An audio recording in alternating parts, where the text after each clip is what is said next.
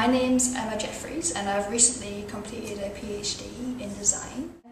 From my experience, I think everyone faces a challenge in the PhD. Mine has been dyslexia. I have been aware of that. Some people can face different challenges that they don't want to share their ideas with other people, and that can be sometimes, I feel, maybe a harder challenge.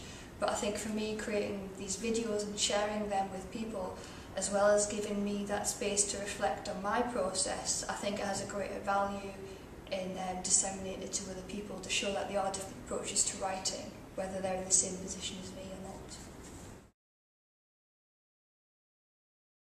not. Often people describe my brain as a ping-pong ball, flying off in different directions, and often people find it hard for me to keep up. And they said, "Oh, your brain's just going too fast. We can't engage in your problems." So it's been a process of working out what dyslexia is and how it's really been affecting me, and I can describe the best way I know to describe it was generally non-dyslexics go from the process of A to B, but with me what normally happens is I go from the process from A to B by all different directions.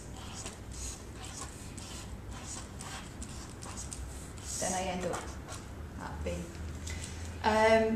Going off in all these different directions obviously gives me depth, and I find different sources of inspiration.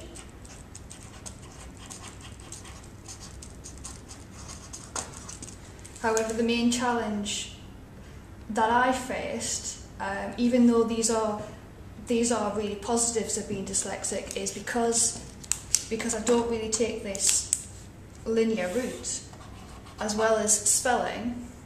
What normally happens is I find it hard to both structure and articulate ideas.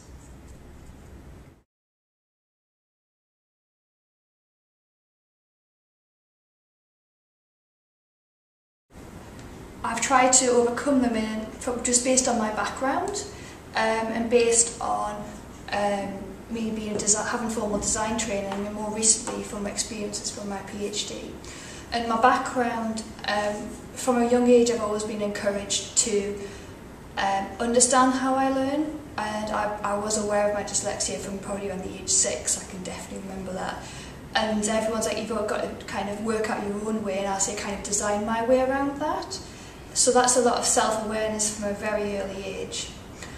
With being a designer and having that training, it gave me the outlet to have lots of different ways of communication. Doing a multimedia degree, that included obviously sound, visuals, and I do rely a lot on the visual approach, on drawing, mapping. The visual for me is something that's really quite, it's a non-linear that allows me to capture my thoughts, and also it allows me to help engage others in my thoughts as well. And more recently, I would say, for the last part, the approach of reflection. Reflection has been a big part in enabling me to, with a PhD, I have actively had to understand my written process and how I engage in it. Without that active reflection, I would be unaware or probably less able to try out new approaches.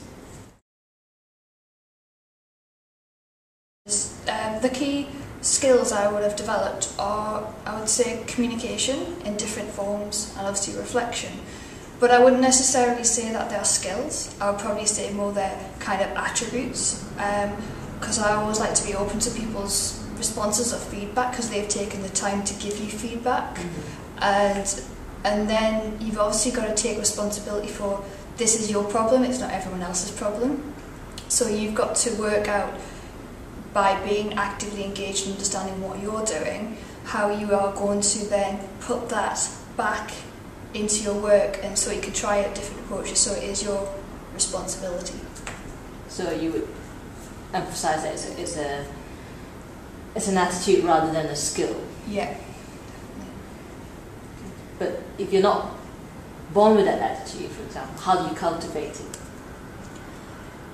I would say it takes a lot of initial conversations with peers, I think, and observing peers and how they go about the written process, even though it's different to what you do. I think it's more of a questioning attitude that you need to have and cultivate that questioning before you can start to go, well, what am I doing?